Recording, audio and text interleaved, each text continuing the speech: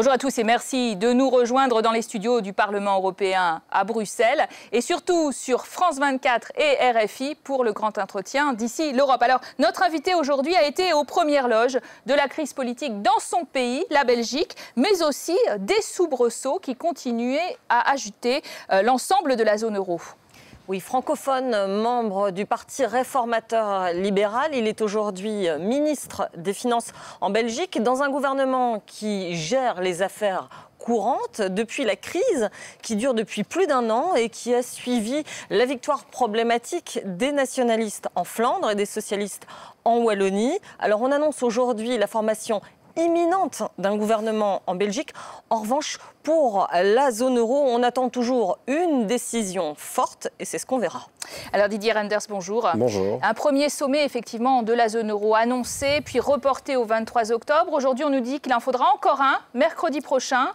Est-ce à dire que l'on se dirige ce dimanche vers un échec et pourquoi surtout ? Je ne crois pas qu'on se dirige vers un échec, je crois qu'on se dirige effectivement vers un sommet en deux temps, probablement avec la nécessité de vérifier dans certains États s'il y a réellement un soutien aux mesures qui vont être prises. Je comprends qu'après ce qu'on a vécu ces derniers mois, dans plusieurs États de la zone euro, il est utile d'être sûr que les gouvernements et les parlements nationaux sont en phase. Alors on va devoir malgré tout prendre des décisions et j'espère que la première décision va être enfin d'accorder cette nouvelle tranche d'aide à la Grèce. Alors, principal point de discorde apparemment, c'est ce fameux fonds de soutien à l'euro. Le Fonds européen de stabilité financière qui est doté aujourd'hui de 440 milliards d'euros. Beaucoup disent aujourd'hui c'est loin d'être suffisant, surtout si l'Italie et l'Espagne rentrent dans la tourmente. Alors est-ce que vous êtes d'accord avec la France qu'il faut transformer ce fonds en banque? L'Allemagne n'est pas d'accord? Alors il faut accélérer d'abord la mise en œuvre, puisqu'on a prévu de mettre en place un mécanisme de stabilité qui remplacera le fonds. Peut-être peut-on avancer la mise en œuvre dès l'année prochaine de ce nouveau mécanisme. Alors quand on dit 440 milliards d'euros, vous le savez, c'est 500 en fait avec le budget européen et 750 si on y ajoute ce que le Fonds monétaire international fait en parallèle avec la zone euro. Je suis convaincu de deux choses. La première, on va devoir augmenter probablement encore dans les mois et les années à venir la capacité d'action de ce fonds. Mais plus fondamentalement, on doit lui permettre d'agir plus facilement, donc d'être plus souple dans son intervention. On l'a déjà amélioré ces derniers mois. Maintenant, une des idées, c'est effectivement de le faire évoluer. Alors, donc de racheter de la dette souveraine, en l'occurrence vous êtes pour. Racheter de la dette souveraine, mais aussi peut-être recapitaliser des banques. C'est un des débats, puisqu'un certain nombre de banques en Europe doivent être recapitalisées, surtout si on intervient encore dans un pays comme la Grèce. Une des idées en Grèce, c'est de demander au secteur financier d'assumer une part plus importante de la dette. Donc une décote de la dette. Si on fait cela, il est évident qu'il y a un support à apporter en capital à certaines banques. Plutôt sur des positions dites françaises. Justement, j'ai envie de vous demander, en tant que ministre des Finances de la Belgique, est-ce que vous n'êtes pas un peu agacé par ce tandem franco-allemand qui a l'air d'occuper tout l'espace, qui est partout tout le temps? Ce sont les deux extrêmes. D'abord, avoir un moteur franco-allemand, on le sait, dans l'Union européenne, dans la zone euro, c'est très utile. Le problème, c'est que si le moteur tente de faire démarrer les choses, de faire des propositions, c'est une bonne chose. Si par contre, c'est prendre tout l'espace, c'est devenir une vraie voiture. Et aujourd'hui, Aujourd'hui, je crois qu'il faut maintenant que l'on puisse entamer, entre ministres des Finances, puis avec les chefs d'État, une vraie discussion, faire en sorte que la proposition ou les propositions franco-allemandes se trouvent sur la table parmi d'autres propositions.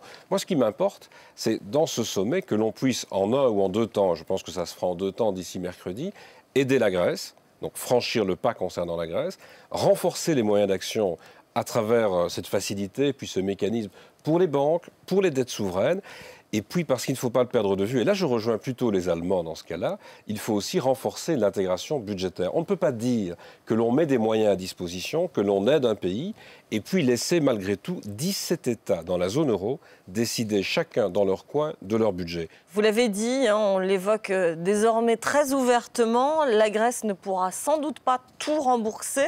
Alors jusqu'à quel pourcentage faut-il effacer sa dette et qui paiera? Alors on le sait déjà depuis pas mal de temps, puisque nous avions déjà prévu de se limiter... On le disait peut-être pas.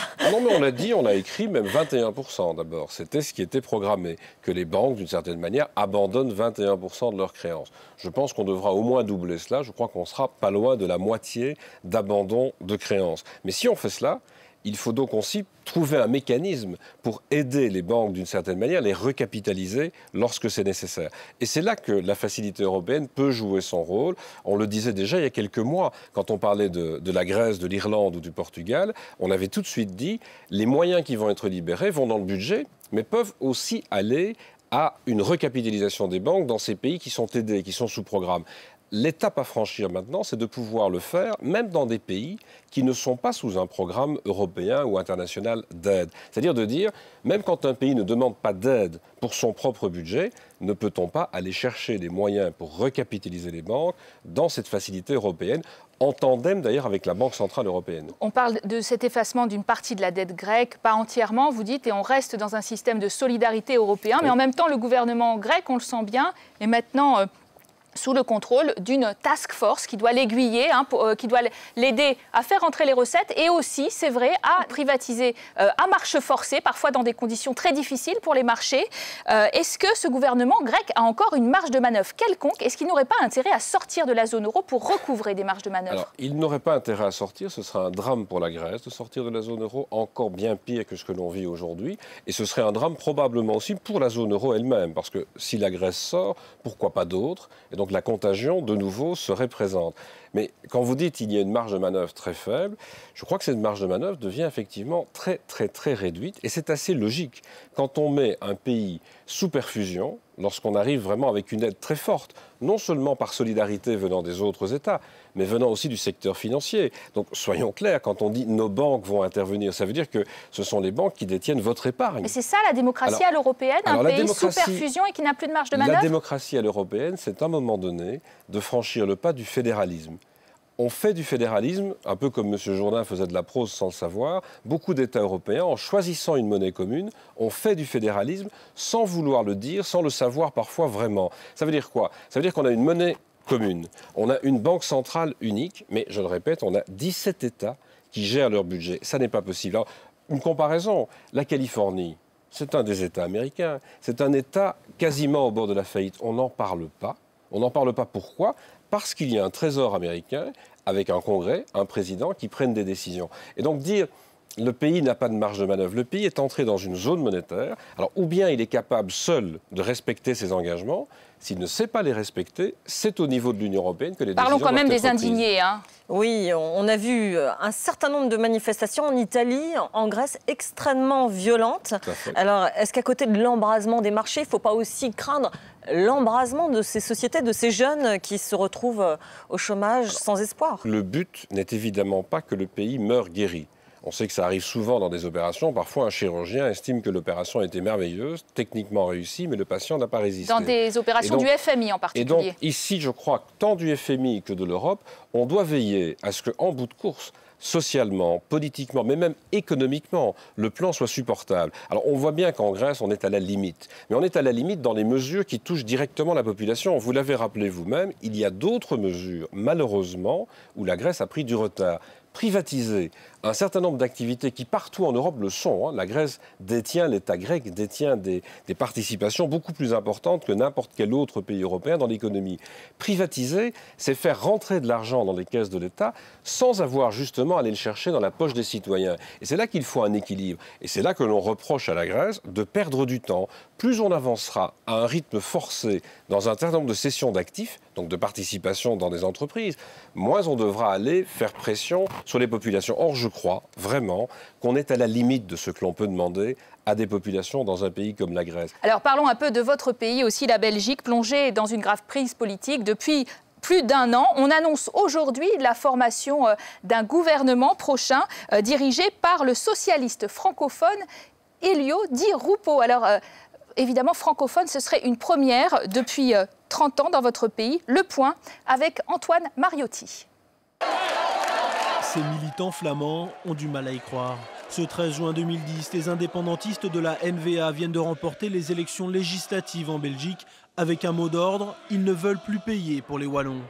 Le soir même, certains francophones comme Didier Reinders du mouvement réformateur affichent déjà leur inquiétude. Dans le nord du pays, le succès de la NVA est un succès un peu problématique pour l'avenir du pays quand on connaît ses tendances séparatistes. Cette élection n'est que le début d'un long blocage. Les négociateurs se succèdent, mais les partis politiques flamands et wallons ne parviennent pas à trouver un terrain d'entente. Impossible d'obtenir une majorité pour former un gouvernement. Le statut de Bruxelles ou encore l'autonomie des deux grandes régions bloquent les discussions. En septembre cette année, plus d'1 an après les législatives, le principal verrou saute. Les 8 partis politiques engagés dans les négociations tombent d'accord sur le découpage des circonscriptions électorales. Et courant octobre, le président du Parti socialiste francophone, Elio Di Rupo, annonce enfin une sortie de crise. Nous avons un accord institutionnel global, un accord pour faire évoluer notre pays et le stabiliser. Un vide politique de 16 mois devrait donc bientôt prendre fin. Mais paradoxe, alors que le gouvernement est chargé uniquement de gérer les affaires courantes depuis avril 2010, l'économie de la Belgique fait figure de bon élève dans l'Union européenne. Les prévisions de croissance sont supérieures à celles de la zone euro et le taux de chômage, moins de 7%, est largement inférieur à la moyenne de ses voisins européens. Alors, Didier Reynders, est-ce que vous êtes content d'abord de la perspective qu'un francophone prenne pour une première fois depuis fort longtemps les rênes d'un gouvernement? Elio Di Rupo a-t-il les épaules pour cela? Alors, je crois que c'est une bonne chose d'abord qu'il y ait une alternance dans un pays comme la Belgique entre les deux grandes communautés. Ça a mis du temps, effectivement, plus de 30 ans pour y arriver cette fois-ci. Et puis je pense que le futur Premier ministre a les épaules. Il vient de conclure un accord sur ce qui est toujours très compliqué dans mon pays, c'est-à-dire l'ensemble du schéma institutionnel. On sait qu'en Europe, c'est très compliqué aussi de faire évoluer les institutions. Alors c'est un volet. Et cela, ça a été fait pendant de très longs mois. Heureusement, pendant ces très longs mois, on l'a rappelé également, ce que vous appelez le gouvernement en affaires courantes, puisque c'est le cas, a pu prendre pas mal de décisions. Faire voter des budgets. Nous avons participé aux opérations militaires en Libye. On vient de devoir nationaliser d'une certaine façon une banque comme Dexia Belgique. Donc des décisions très importantes. Pourquoi? Parce que nous avons une majorité au Parlement. Et ce qui va se faire normalement dans les prochaines semaines, je l'espère, je crois qu'on doit vraiment aboutir à ça dans les prochaines semaines, c'est élargir ce gouvernement d'une certaine façon. Il est composé de 5 partis. On va y ajouter un 6e. Vous en ferez partie? Normalement, oui. Et donc, nous aurons 3 familles politiques, en fait, les 3 familles traditionnelles en Belgique, les libéraux, les socialistes, les socio-chrétiens, regroupés dans un gouvernement. Alors, ça permettra de voter et de faire adopter rapidement un budget et de tenir nos engagements. On a rappelé que nous avions de bons chiffres économiques. Moi, ce que je souhaite, c'est qu'on y ajoute de bons chiffres budgétaires. L'objectif, c'est bien entendu d'être en dessous des 3% de déficit dès l'année prochaine par rapport au PIB. Alors revenons quand même à la politique, puisqu'on sait que le parti nationaliste flamand, le NVA de Bart de Wever, qui avait obtenu un très bon score lors des dernières élections, ne participera pas à ce gouvernement. Alors est-ce qu'on peut dire que c'est une solution pérenne ou est-ce qu'on a repoussé les problèmes à plus tard? 2 choses très simples. D'abord, c'est un choix de ce parti. Il était autour de la table. Il a à un moment donné considéré qu'il ne pouvait pas continuer la négociation institutionnelle. C'est très difficile de négocier la façon de redéfinir un État avec un parti qui veut l'indépendance de la Flandre, donc il veut l'indépendance d'une partie de l'État. C'est très compliqué à faire, mais il a fait le choix de se mettre en dehors. Votre deuxième question, ça, il faudrait une boule de cristal. Je vous dirais qu'en Belgique, depuis maintenant plus de 40 ans, il y a des discussions incessantes sur l'évolution de notre structure d'État. Je pense que cette structure évoluera encore vers de plus en plus d'autonomie des régions, donc des 3 grandes régions du pays ou des communautés. Je ne vais pas entrer dans le rappel de la façon dont la Belgique se comporte. Donc on n'en est pas à la dernière crise? On n'en est pas, en tout cas, à la dernière évolution. J'espère que ça se fera avec une crise moins longue que ce qu'on vient de vivre. Alors tout de même, ombre au tableau économique dont on parlait, la dette belge qui approche désormais le seuil dangereux des 100%. Votre note a déjà été dégradée d'un cran. Est-ce qu'elle risque de l'être à nouveau? La note n'est pas dégradée. La note, il y a une orientation négative, mais nous sommes toujours avec la même note maintenant depuis très longtemps, et je m'en réjouis d'ailleurs. Alors, juste une remarque sur la dette. C'est vrai que nous sommes proches des 100%, mais je ne veux critiquer aucun État européen. Il y a maintenant une bonne quinzaine d'années, nous étions à 138 points de dette. Nous sommes passés en dessous des 100%, 40 points de moins par rapport au PIB. À la même époque, la France et l'Allemagne étaient à 40-45 points de dette, sont aujourd'hui à plus de 80. 40 points de plus. Donc notre dette est élevée, mais ce que nous avons tenté de démontrer depuis 15-20 ans, c'est qu'il était possible de la faire redescendre. Et c'est ce que l'on fait année après année. Je peux vous dire que cette année, elle est de nouveau stabilisée malgré la crise financière. Et dès l'année prochaine, nous allons de nouveau reprendre une diminution de cet endettement. En fait, on parlait de la Grèce tout à l'heure, la Belgique n'a de leçons à donner à personne. Mais on peut faire part d'une expérience. On a laissé filer des déficits Au début des années 80, nous étions à des sommets de déficit. Au début des années 90, à des sommets d'endettement. C'est très facile à faire, laisser filer des déficits et des endettements. C'est très compliqué ensuite de revenir progressivement à l'équilibre budgétaire, à une dette plus faible. Et c'est le seul message que je veux faire passer. C'est pas seulement en Grèce. C'est possible, même sans gouvernement, apparemment. Pas seulement en Grèce. Dans tous les pays de la zone euro, il va falloir reprendre ce chemin de l'équilibre budgétaire. La grande difficulté, le challenge qu'on va avoir ce week-end encore, c'est de le faire en soutenant la croissance et en ne détruisant pas d'emplois, je dirais même en créant. C'est ça l'enjeu. Croissance qui s'avère très faible pour l'année prochaine. Hein. Les Allemands disent à peine 1%. Très faible. Nous avons une prévision un peu plus haute pour ce qui concerne la Belgique. Je m'en réjouis. On a une croissance qui est plutôt plus soutenue que dans la zone euro. C'est le début de la récession quand même de la zone euro ? C'est de nouveau une période de ralentissement, ça c'est évident. Je ne crois pas qu'on puisse parler de récession. Mais dans ce ralentissement, qu'est-ce qu'il faut préserver ? Il faut préserver le pouvoir d'achat parce que la consommation doit être soutenue dans tous nos États. Et il faut tenter de préserver la capacité d'investissement des entreprises. Et c'est là, je répète, que c'est très très difficile à faire. Réduire le déficit tout en allant vers ce soutien à la croissance. Et c'est un débat que nous menons dans la zone euro, que l'on mène aussi dans l'Union européenne. Dernière question peut-être sur Dexia. Oui, la banque Dexia qui a été recapitalisée et qui a été nationalisée en Belgique. Est-ce que le poids de l'État belge pour garantir cette banque Dexia n'est pas trop fort par rapport à la France ? Fort heureusement, on avait pu faire une autre opération précédemment. La première banque du pays, qui était Fortis, s'est adossée à BNP Paribas. Et donc nous n'avons plus le poids complet de l'ensemble de notre secteur financier. Donc on n'est pas du tout sur le chemin de l'Irlande.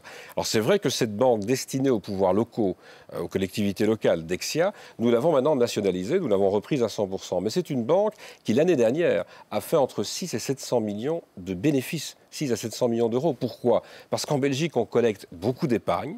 Et avec cette épargne, on fait du crédit. Donc c'est un bon deal, vous nous dites ? C'est un très bon deal classique. Par rapport à la France, par exemple ? C'est un bon deal, pourquoi ? Parce que la France, maintenant, va devoir redémarrer elle-même aussi sa propre activité de financement des collectivités locales. Et ce que nous faisons, c'est garantir le passé. Et c'est vrai qu'on garantit le passé en prenant 60% de ce passé à charge de la Belgique. Ça correspond à notre part dans le capital de cette société holding. Là, vous êtes pour les nationalisations, on l'a compris. Didier Reynders, merci d'avoir répondu à notre invitation et à nos questions. Merci beaucoup et à très bientôt sur nos 2 antennes pour plus d'informations.